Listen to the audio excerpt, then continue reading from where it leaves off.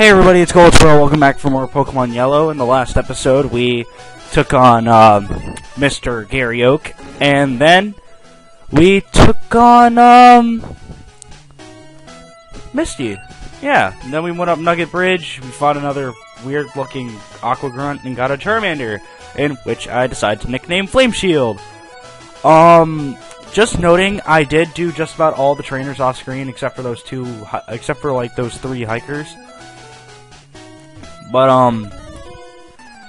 except for a couple more people over here. Charmander already evolved into Charmeleon off-screen, and I forgot to actually, well, include his evolution in the video, but I don't really care. But, anyways, new Pokemon you can find here, Bellsprout and, Oddish. Bellsprout and Oddish are generally kind of the same, in a way. They're both grass poison type. They both have pretty good stats all around. But there's one big problem. They have the shittiest move pool just about of any grass type in the game. Like, you would have to mad invest TMs on them in order to, like, have them be good. Oh look, we have a Sandshrew. But, yeah, they're really good. You just got to invest TMs on them, and they're really, even if you do so in Pokemon Red, Blue, and Yellow, they really aren't that good anyways, because we don't have very much of a move pool, let's say. Then we have Abra.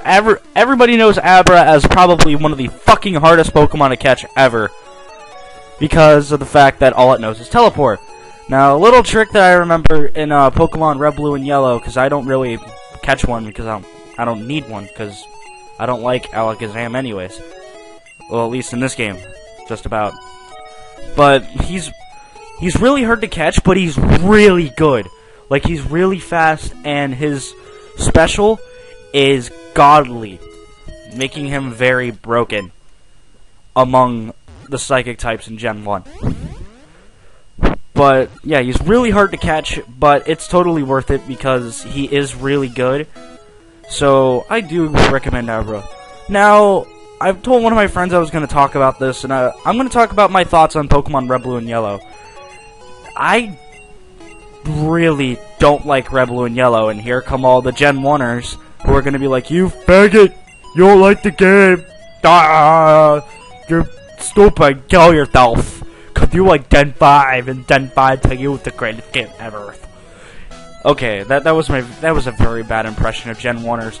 But before I continue on, let me explain what Gen 1ers are. Gen 1ers are basically people who say they're are the Sonic versions of the Pokemon fan base. They claim they're Pokemon fans, yet they've only played Red, Blue, and Yellow because they think everything else is complete shit.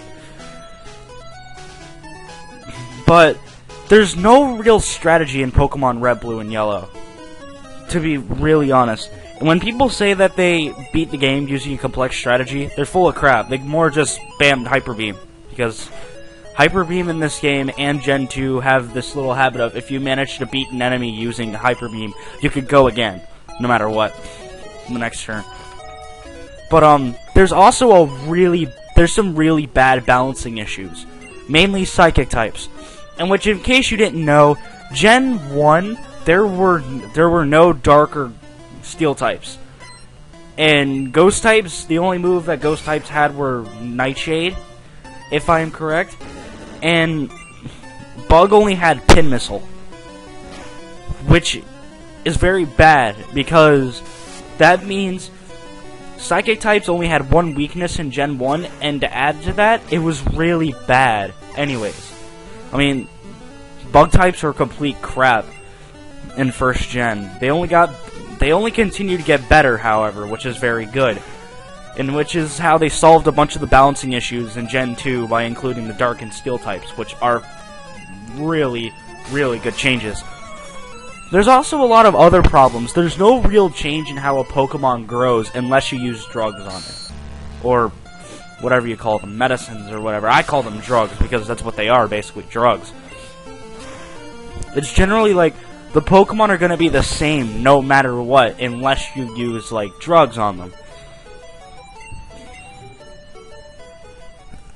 Then they fixed that in Gen 2 by adding EV and IVs. I mean, effort values and, what was it called? Determination values, as it's called. I mean, as it was called in Gen 2. Individual values, that's what it was. That's what, that fixed a lot of, the fact that Pokemon are no longer going to be the complete exact same. And then they fixed that in Gen 3 even more by adding natures, along with the EVs and IVs. So, now some new Pokemon down on this route. Yeah, I'm done talking about how much I like Red and Blue now. But, so, going back, new Pokemon you can find in this route. If you're playing Red, Blue, Fire Red, or Leaf Green, you can find Meowth. Meowth is actually not a bad normal type. It's got decent attack, and it's pretty fast. Now, I do like Meowth. Meowth is very fun to use, because it has Payday. Payday helps you get more money. Yes! I post a picture up there that says, got rich quick, used Payday on a Geodude. But, I don't think there's a meme picture for that. I might have to make one. But, yeah. That's about it for new Pokemon, if I am correct. And now I don't believe there are any new Pokemon now. Yet. This bug catcher here has a Butterfree. This took me forever, for some reason. This is one of the big things I remember, even though this was recorded like 3 weeks ago. Yes, about 3 weeks ago. It took me a very long time to actually, you know, repost something. But, that's just how it is.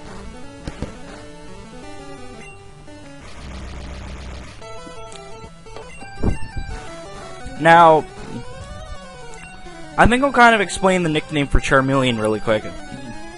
In case you, for some reason, did not notice, his nickname is Flame Shield. That's because I don't really like Charmander, Charmeleon, or Charizard. Mainly for the fact that it's extremely overrated. Don't get me wrong, Charizard is really good. I actually use Charizard from time to time. Because Charizard... Wait, let me fix this up, okay? Charizard's not bad. It's not horrible. It just has a lot of problems. Like, a lot of... It's really bone when it comes to, Gen 5 as Charizard. Because we got the move Smackdown, in which the Smackdown is basically a Rock-type move that basically knocks flying types or Pokemon that use Levitate to the ground. Which basically means, if Charizard happens to survive being hit by Smackdown, it's gonna get destroyed by Earth Power or Earthquake. Or even Dig. Oh yeah, by the way, I should have mentioned this. The Team Rocket Grunt that gives you Dig, Dig has 100 power, for some reason. I don't know if I taught it to anybody.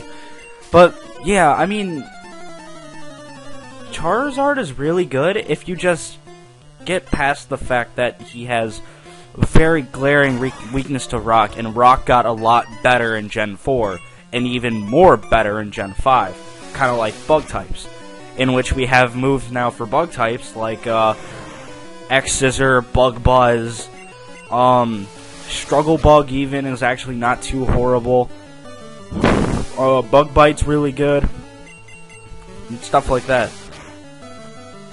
And not to mention, we got some really good bug types now, including, I mean, we have really good rock and bug types now. Like, we have, like, Rampardos. Yeah, like, give me a moment. Some good rock types we have are Gigalith, Rampardos, Archeops, Caracosta, what else? Freaking, don't get me wrong though, actually, the rock types weren't too bad in Gen 1, I mean, the whole way through. It's just that rock types did not have very good movesets, kind of like bug types. Except we got a lot of really good bug types along with really good bug moves, like Vespiquen, Scizor, as Cavalier, Excelgor, stuff like that. We got a lot of good bug types. Even Leavanny, even though the typing that we've seen from Parasect is actually very bad, it's still not a horrible Pokemon. Crustle is incredibly good and stuff. It's really amazing. Oh, Volcarona. We can't forget Volcarona. Yeah. But then again, we also can't let past the fact that we have really bad bug types too from back in the day, like Caterpie and Weedle and their evolutions, or Venomoth and stuff like that. Yeah.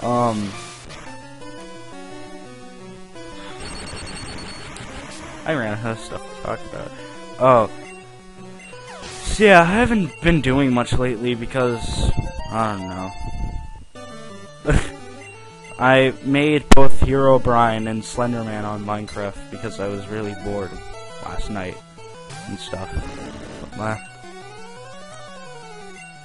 So yeah, how was your Thanksgiving, guys? I had my family over. We did a lot of weird stuff. We watched Christmas movies for some reason. Don't question me. Don't question me at all. I've been playing Fire Red and Leaf Green at the same time again. And once you have a glitch, once you glitch up using Game Shark and you have unlimited rare candies, the game gets so much fun. Like, it's ridiculous how fun it got, just because of that reason. Because it's so much easier to fight your opponents, because it's really annoying to see them be incredibly better than you, and it's really stupid.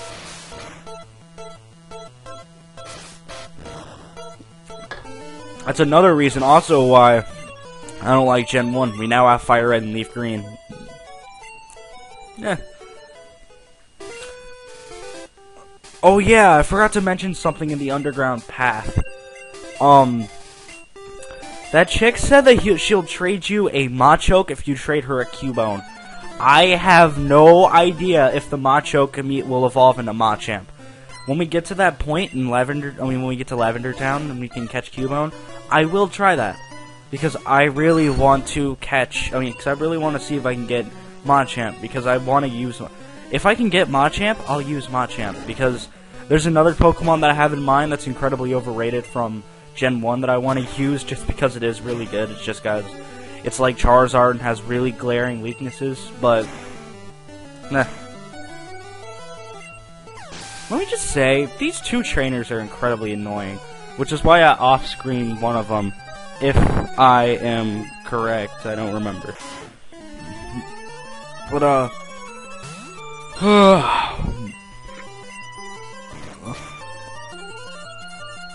so yeah, you guys got Christmas shopping done.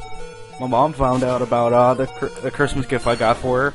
She found it because it was sitting next to my thing.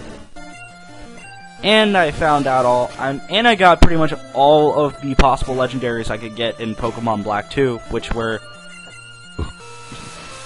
Regirock, Registeel, Heatran, Cresselia, Latios,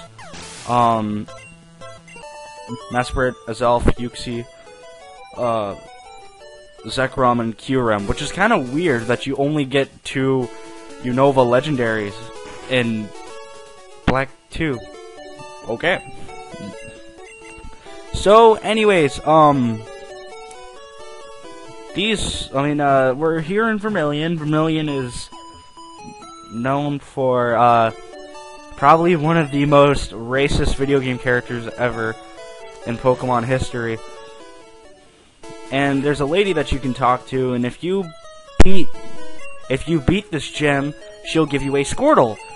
Even though that's probably going to be in a couple of episodes, maybe just one, because we're going to go on to the SSM in the next episode. But I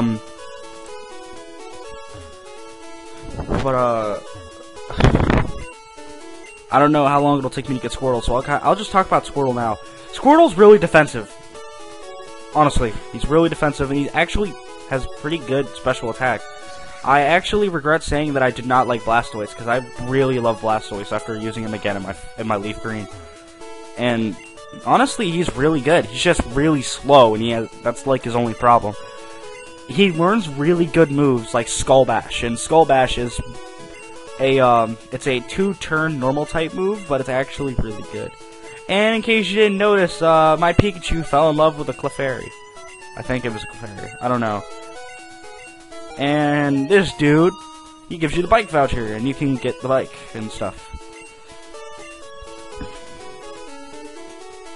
And apparently he has a Rapidash, in which we haven't even ran into Ponyta yet. Just kind of silly. At least I don't think we've ran into places where we can get Ponyta. I don't know.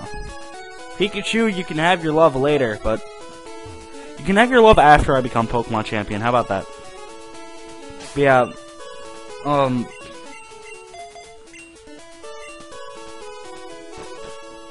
was I gonna say here? Oh yeah. Like a thing about me that comes on about Pokemon games is that I always love the water type. Oh, here we are in Diglett's Cave. Let's talk about the 2 new Pokemon we can get in Diglett's Cave. Diglett! Diglett is really fast. That's about it. It's really frail, but it's really, really fast. And it actually does not have too bad of attack. And it can learn Dig really quick, which means it has Earthquake pretty much right off the bat. Next up is Dugtrio. Dugtrio is basically the same, except even faster and even stronger, and actually is not too bad at taking hits. Except for, well, yeah, except for friggin' stuff like, grass-type moves and water-type moves, like Hydro Pump and Solar Beam. And that's about it for Diglett and Dugtrio. That's really all you can see in this, this area. Even though, not too bad, though.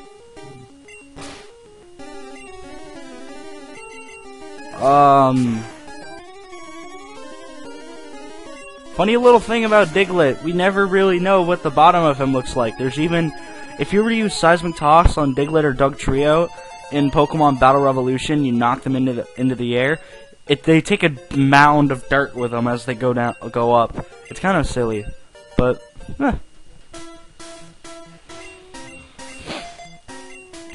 I think I might need to do some more training, because I think I actually am quite underleveled for the boss fight that's coming up right here. Also, I can't wait to get to Lavender Town, because I want to change Pikachu's nickname. Poopachu just isn't that funny anymore.